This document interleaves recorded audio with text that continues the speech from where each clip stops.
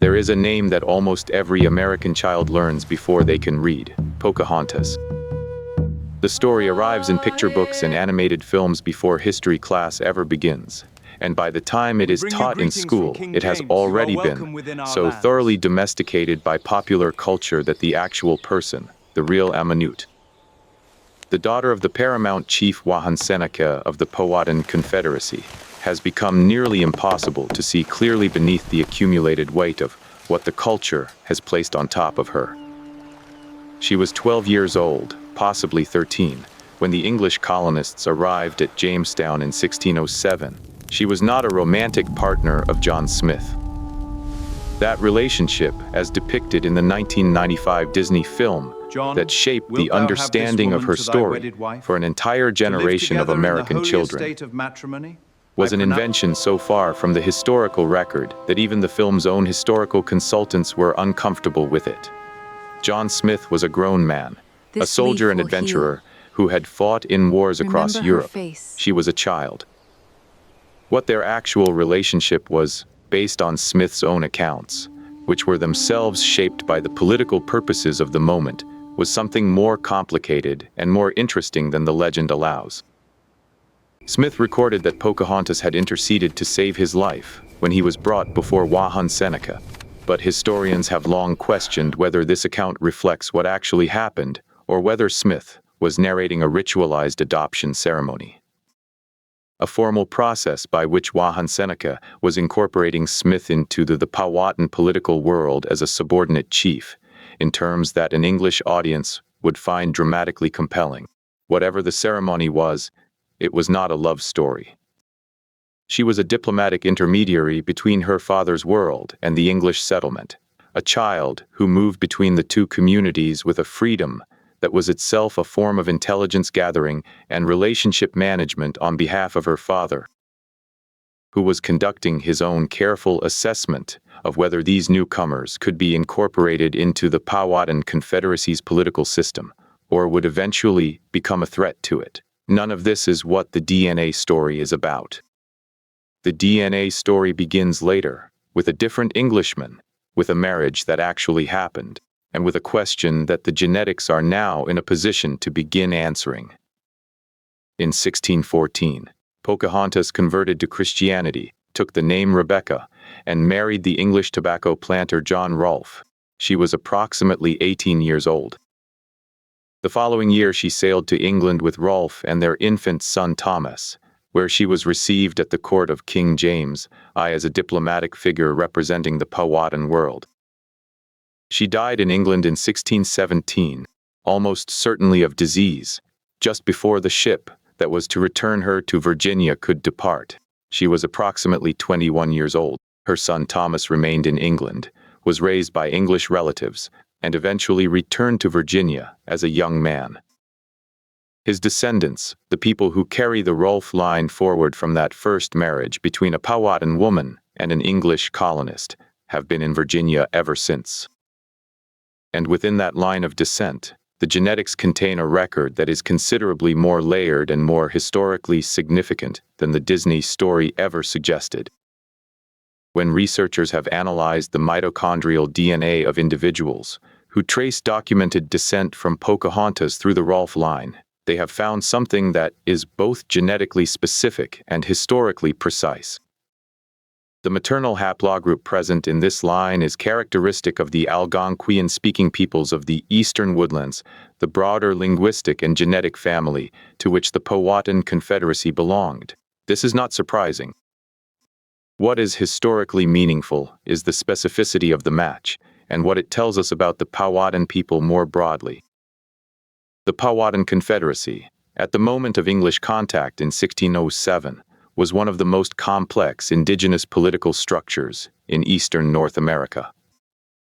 It comprised approximately 30 distinct Algonquian-speaking communities, each with its own territory and leadership, united under the paramount chieftaincy of Wahunsenacah in a confederacy that controlled much of the tidal coastal plain of what is now Virginia.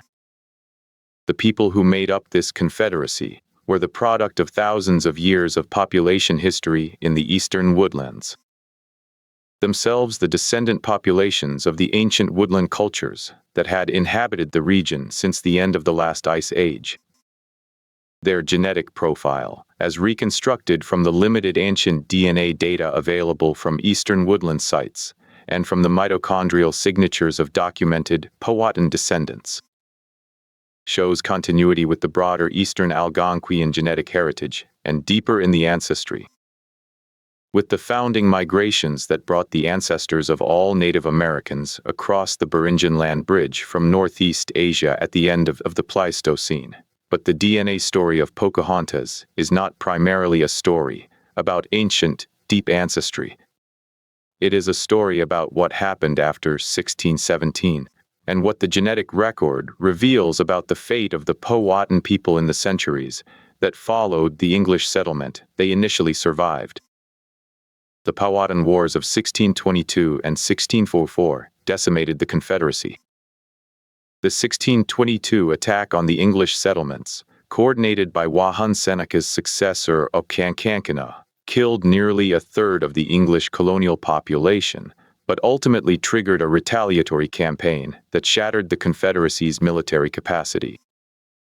The 1644 attack, when Wahunsenacah was already in his 90s and had to be carried to the battle in a litter, was the last organized Powhatan military resistance to English expansion. He was captured, brought to Jamestown, and shot in the back by a guard who reportedly acted from personal malice rather than official orders.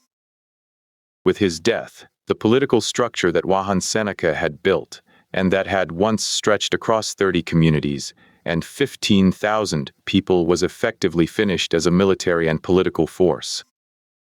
The subsequent colonial expansion, disease, and forced removal reduced the Powhatan population to a fraction of what had been within 2 generations. Many communities were entirely destroyed. Others were absorbed, displaced, or driven to territory so marginal that their continued survival became a daily challenge rather than a historical given.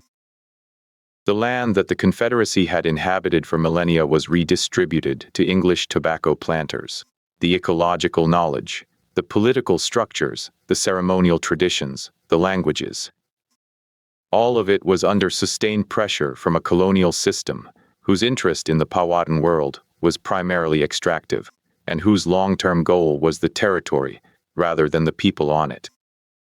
And here is where the genetics become politically as well as historically significant. In Virginia, the legacy of the Racial Integrity Act of 1924, one of the most aggressively enforced racial classification laws in American history, created a specific crisis for indigenous communities that has left a mark visible in the genetic and documentary record. The law, created by a eugenicist named Walter Plecker, who served as Virginia's Registrar of Vital Statistics for decades, recognized only 2 racial categories: white and colored. Indigenous people were classified as colored, and Plecker spent his career systematically reclassifying the birth, death, and marriage records of Virginia's indigenous communities to eliminate any official recognition of Native American identity. He described this campaign in his own correspondence as the papered genocide of Virginia's tribes. The result was that for much of the 20th century, the documented descendants of the Powhatan Confederacy, the people who are the direct biological successors of the world Pocahontas was born into, were officially invisible in Virginia's public records. Their births were not recorded as Native American.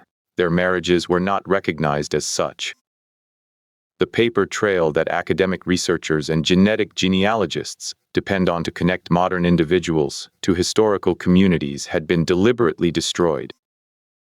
When the Pamunkey Tribe, one of the core communities of the original Powhatan Confederacy, and the community to which Pocahontas' family most directly belonged, was finally granted federal recognition in 2015. It became the first Virginia tribe to achieve that recognition in the modern era. The recognition came partly on the basis of cultural and community continuity, and partly on the basis of precisely the kind of genetic and genealogical documentation that Plecker's campaign had tried to make impossible. The DNA was the part of the record he could not reach. The mitochondrial haplogroups did not change because a registrar reclassified a birth certificate. The genetic signatures of Eastern Algonquian ancestry did not disappear because the state of Virginia decided to pretend they did.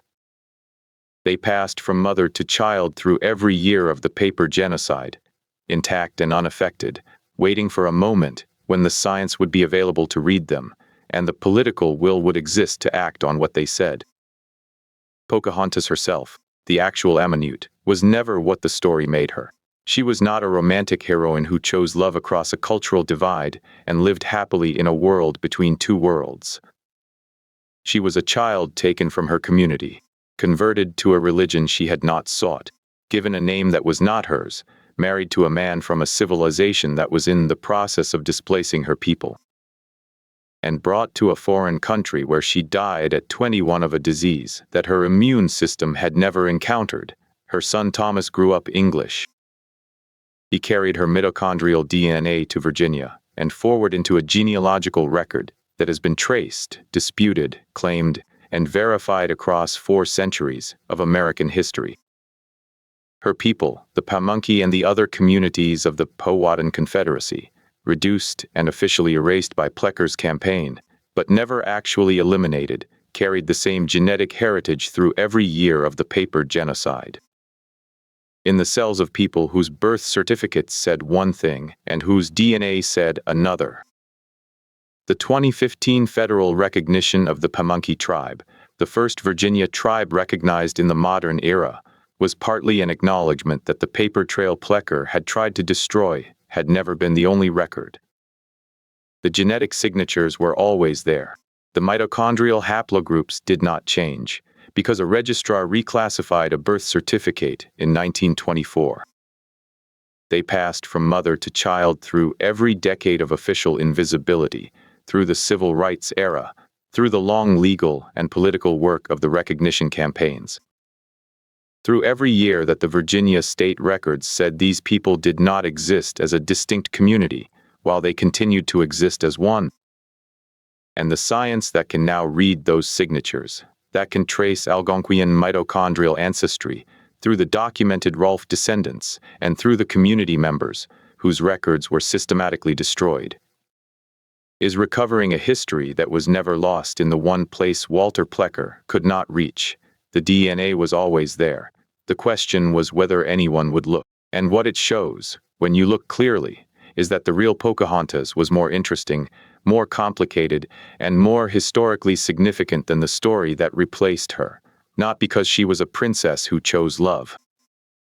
Because she was a child diplomat from a sophisticated political culture who died in England at 21 and whose genetic legacy survived 4 centuries of everything the colonial world threw at it, including a eugenicist with a typewriter and the full administrative power of the state of Virginia.